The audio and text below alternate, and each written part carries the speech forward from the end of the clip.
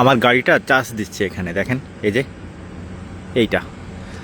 তো এইটা মানে এত দ্রুত চার্জ হয় এখনকার চার্জিং সিস্টেমগুলো। মাত্র 20 মিনিট চার্জ দিলে আপনি প্রায় 600 কিলোমিটার চালাতে পারবেন, এত দ্রুত হয়। আর এটা চায়নার একটা সার্ভিস এরিয়া। এখানে ওয়াশরুম আছে, রেস্টুরেন্ট আছে, আপনি খাইতে পারবেন, সামনে পার্ক করতে পারবেন। মানে এইটা হচ্ছে হাইওয়ে চলে গেছে, হাইওয়েতে রেস্টের জায়গা এগুলো। আপনি এই ঠিক এখানে দেখেন, এটা সবই চার্জিং এরিয়া এই কারগুলো। আমি আমার গাড়িতে চার্জ দিচ্ছি এখানে। আবার ওখানে যাদের তেলের গাড়ি, সেখান থেকে পাম্প আছে, ওখান থেকে তেল নিতে পারবে, ওখানে খাওয়া দাওয়া করতে পারবে, এখানে আপনি রেস্ট নিতে পারবেন রাতের বেলা এখানে গাড়ি পার্ক করে। কারণ চায়নার রাস্তাগুলো কিন্তু বাংলাদেশের মতো না যে আপনি 2-3 কিলোমিটার গেলে অনেক। এখানে প্রায় আমরা যখন যাই, এখানে আমার বাসা ওখান থেকে প্রায় 200 কিলোমিটার। তারপর আমি ভ্রমণ করেছিলাম প্রায় 2000 কিলোমিটার, 3000 কিলোমিটার, মানে অনেক দীর্ঘ পথ। তো আপনি যাত্রা বিরতিতে এখান থেকে চার্জ দিতে পারবেন। প্রতি বলে 50 কিলোমিটার বা 45 কিলোমিটার অন্তত এরকম একটা সার্ভিস সেন্টার আছে। চায়নার রাস্তাগুলো যে হাইওয়েগুলো কিন্তু মানে গ্রামের মধ্য দিয়ে বা শহরের মধ্য দিয়ে না, এটা সম্পূর্ণ আলাদাভাবে তৈরি করা, চারপাশ থেকে ঘেরা। এখানে আপনি আসতে পারবেন না আপনি কার্ড ছাড়া।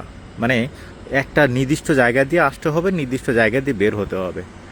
এই যে আমার গাড়ি অলরেডি চার্জ হয়ে গেছে, আমি এখন চলে যাব। কালকে থেকে আবার ক্লাস। ভালো থাকবেন। এই দেখেন ওইখানে দেখা যায়, এই যে জাস্ট এটা ঢোকালেই হচ্ছে। আবার এখান থেকে এই যে ইলেকট্রিসিটি এখান থেকে আসতেছে। এখানে আমি কত সময় দিয়েছি, এই দেখেন মাত্র 20 মিনিটের মতো হয়ে গেছে অলরেডি। 20 মিনিটও ওইরকম হয়নি এখনো। এবার ওরা দেখেন ওই পাশে চার্জ দিচ্ছে গাড়িগুলো, আমার এটা আমি চার্জ দিলাম এখানে। এইটা আমি ভ্রমণ করছি চায়না জুড়ে। এই গাড়িটা কিনেছিলাম শুধুমাত্র ভ্রমণ করার জন্য। সপ্তাহে শনিবার এবং রবিবার আমি এই গাড়ি নিয়ে ভ্রমণ করি, এই শহর থেকে ওই শহরে। আবার যখন আমার স্কুল বন্ধ থাকে, উইন্টারে 1 মাস, তারপর গ্রীষ্মকালে 1 মাস বন্ধ থাকে, তখন এইটা নিয়ে শুধু ভ্রমণ করি এই শহর থেকে ওই শহরে। এই একটা সুবিধা, মানে খুবই সুন্দর। আপনি ভ্রমণ করতে পারবেন, খরচ খুবই কম হবে। না এখন আর কি করবো না, আমি চলে যাব। ভালো থাকবেন সবাই, আল্লাহ হাফেজ। চায়না থেকে নাইম মেহরাব। আর আরেকটা বিষয় আমি সবসময় বলে থাকি সবাইকে, যে যারা চায়না থেকে প্রোডাক্ট কিনতে চান আমার সঙ্গে যোগাযোগ করতে পারেন, ইনশাআল্লাহ আমি সহযোগিতা করতে পারবো। এ দেখেন এই পাশে, আমি এখান থেকে সবই আমার চাইনিজ ভার্সন। এটা আমি এটাই বন্ধ করলাম, হয়ে গেল। এখন ওইটা খুলে দিব, খুলে দিয়ে তারপরে এটা লাগিয়ে দিয়ে চলে যাব।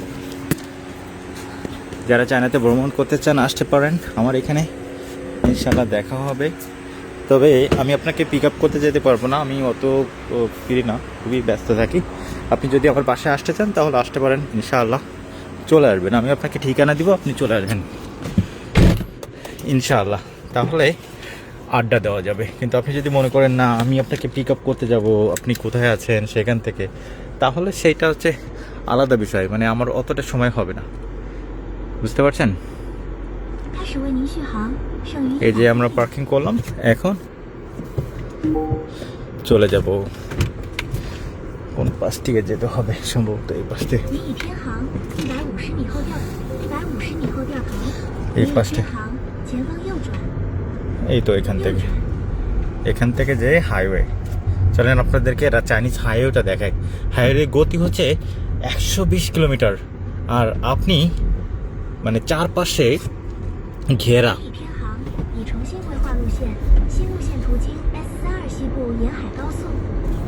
দেখেন একটু খেয়াল করে, চারপাশে ঘেরা। আপনি এই পাশ থেকে উঠতে পারবেন না, কিন্তু আর বৃষ্টি হচ্ছে এখন। এই যে আমি দেখেন, আমি কিন্তু শীতে উঠছি এখন। আমি ওই পাশে যাব, এই দেখেন 100। আপনি এই রাস্তাতে 100, এখন একটু সামনে গেলেই 120 করে। চালাতে পারবেন। চারপাশে কিন্তু ঘেরা, রাস্তাগুলো দেখেন চারপাশে ঘেরা, মানে বাংলাদেশের মতো কিন্তু এরকম খোলা রাস্তা না, চারপাশে এরকম হাজার হাজার এরকম রাস্তা রয়েছে চায়নাতে, মোট 1,97,000 কিলোমিটার, এবং প্রতিনিয়ত দীর্ঘায়িত হচ্ছে, মানে বৃদ্ধি পাচ্ছে রাস্তা। 1,97,000 এইরকম বেষ্টিত, মানে এরকম নির্দিষ্ট চারপাশ থেকে ঘেরা সুন্দর এরকম রাস্তা রয়েছে 1,97,000। আর বাংলাদেশের মতো যে ওই রাস্তাগুলো, মানে ন্যাশনাল রোড যেগুলো বলা হয়, ওগুলো তো অগণিত, ওগুলো তো সব জায়গাতে রয়েছে। কিন্তু এইটার একটা সমস্যা হচ্ছে, এইখানে টাকা দিয়ে চালাতে হয়। আমি যেমন 200 কিলোমিটারের মতো যাব, আমার খরচ হবে মনে হয় 80 ইউয়ানের বেশি, 80 ইউয়ান বা 100 ইউয়ানের মতো লাগতে পারে যদি আমি ওই বাসা পর্যন্ত যাই। তার মানে কি 1900 টাকা, 200 কিলোমিটার যেতে আমার 1900 টাকা টোল দিতে হবে। এবার আপনার যদি গাড়ি হয় ইলেকট্রিক গাড়ি, সেক্ষেত্রে আপনাকে চার্জ দিতে হবে। যদি আপনার গাড়ি হয় তেলের গাড়ি, সেক্ষেত্রে আপনাকে তেল কিনতে হবে। মানে এই রাস্তাগুলো খুবই এক্সপেন্সিভ, এটা ফ্রি না, এটা একটা সমস্যা। বাংলাদেশে যেমন অধিকাংশ ক্ষেত্রে রাস্তাঘাট ফ্রি থাকে, এইখানে এরকম ফ্রি না। বা ইউরোপীয় আমেরিকাতে দেখবেন রাস্তাঘাটগুলো ফ্রি থাকে, তবে চায়নাতে এটা ফ্রি না, চায়নাতে আপনাকে ট্যাক্স দিতে হয়। তবে এখানে একটা সুবিধা হচ্ছে, সরকার আপনার কাছ থেকে টাকা নেয়, নিয়ে সেই টাকা ইউজ করে, সেই টাকা ব্যবহার করে এই যে সুন্দর সুন্দর রাস্তা তৈরি করে, আরও বেশি বেশি করে রাস্তা তৈরি করে, চারপাশ থেকে দেখেন কত নিরাপত্তা দিয়েছে, এইটা হয়।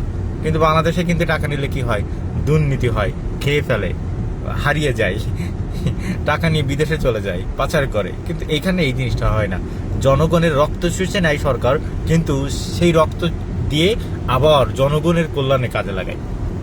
ভালো থাকবেন সবাই। চায়না থেকে নাইমের, আল্লাহ হাফেজ।